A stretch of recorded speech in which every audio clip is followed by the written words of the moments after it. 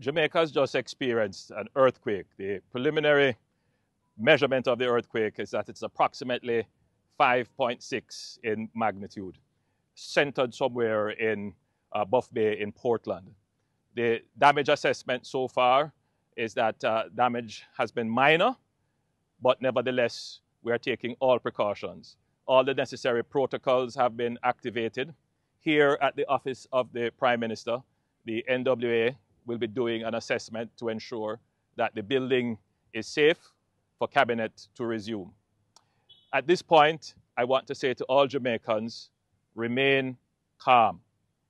It is likely that after the initial shock, there are usually aftershocks. So you want to be in a safe place. That safe place may be outside until you have conducted an assessment of the building and you have determined that it is safe to re-enter the building.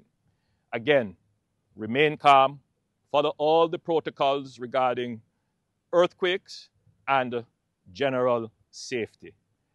All our protocols have been activated, and generally, what we have seen is that the damage that has been assessed is not significant, but nevertheless, we are taking all precautions.